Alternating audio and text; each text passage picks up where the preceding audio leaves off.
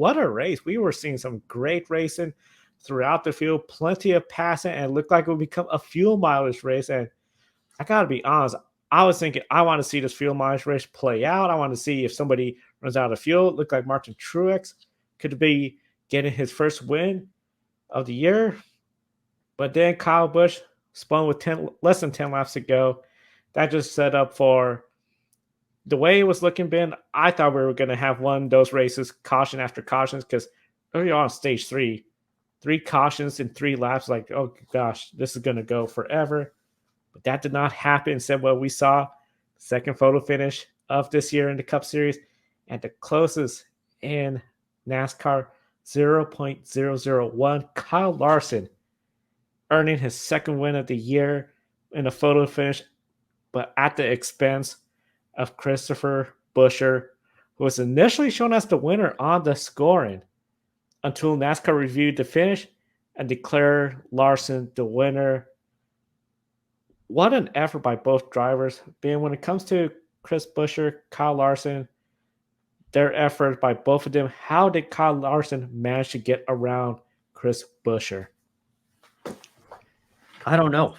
I really don't. I mean, I thought coming to the line, the Buescher had it. He was, obviously on the inside, the slightly shorter way around the track, and looked like he had regained some of the momentum that Larson had taken from him coming off of turn 4 here. But then Larson got it back, and you said it, Joe. 1/1000th of a second, closest finish in Cup history. I think that Xfinity finish with Tyler Reddick and Elliott Sadler from several years ago at Daytona, I think was 0.0004 or something like that. So that may be the closest ever. I know there was that Indy Lights finish in Chicago or more than a couple of years ago. I think 07 was that one. That was 5/10,000ths. But I'm hard pressed to come up with any other finishes. Forget NASCAR, just in any type of auto racing that rival how close this one was. This was absolutely incredible. And like you mentioned, Joe, the only other time I can think of the result changing when you go back to look at the photo was 2008 IndyCar Chicago. I think the timing and scoring had Dixon ahead of Castroneves there, and threw off the ESPN broadcast a little bit. They went back and looked at the photo. Elliott was clearly ahead by a few inches, but similar situation here today. Mike Joyce said he thought it was Buescher. The timing and scoring said it was Buescher. The 17 team thought they had won the race, and then you go back and you look at that photo, and Larson really is ahead by just maybe 2 or 3 inches there at the line. We have been absolutely spoiled. We got a photo finish to Kentucky Derby yesterday. We got one today. We got the 3 wide photo finish at Atlanta. And I think the Fox booth even said as well that the gap between first and fourth today would have been the closest finish in the history of this speedway. And we one-upped it once again with 1/1000th of a second. Almost doesn't even get closer on the timing and scoring than that. So well done, not just to Kyle Larson, but to Chris Buescher as well for putting on one heck of a show for all the fans at Kansas Speedway. I know our own Alex Anderson was there in the stands today as well. I'm sure he is thrilled that he got a treat at his home track this weekend. And yeah, I mean, there's not really much more you can say other than just an absolutely spectacular finish. And well done to those two for putting on a show.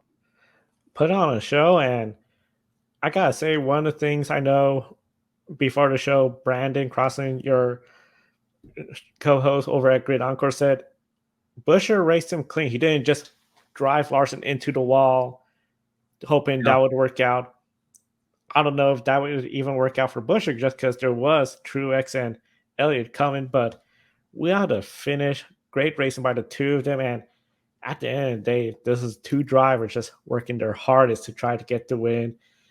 For Chris Buescher, that has to be so disappointing to be told, we got it, the joy, everything of winning, and then all of a sudden, no, we did not get it.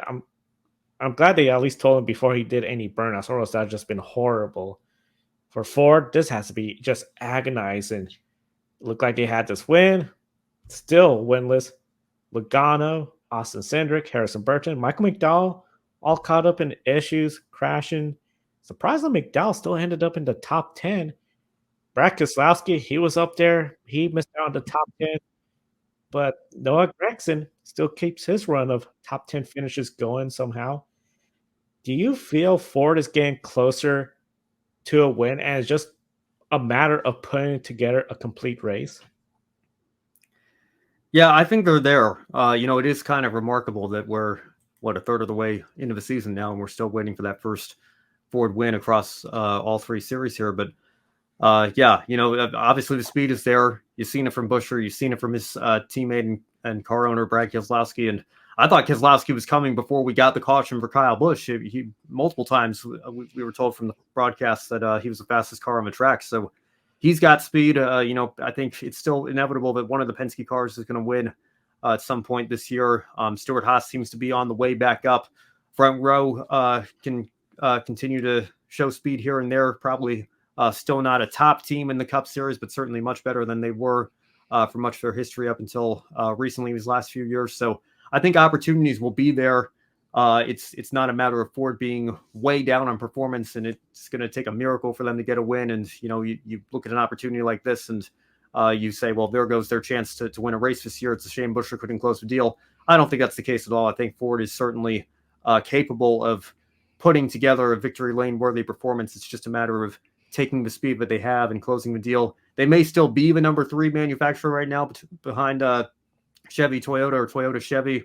Really, I guess Hendrick, Gibbs, or Gibbs, Hendrick, depending on which team you prefer there, because those really have been the 2 dominant teams this season. And I think we'll get into that here in just a moment. But I do feel like it's only a matter of time before Ford finally breaks through. But man, you think of the photo finish that we got in Xfinity with Ryan Sieg, which I guess was twice as big of a margin of victory as this one was today, which is unbelievable to think about. But that's twice now that Ford's been burned at the start-finish line by a Chevrolet in one of these super close photo finishes here. So is it agonizing? Yes. Is it the end of the world? I don't think it is. I think it's only a matter of time.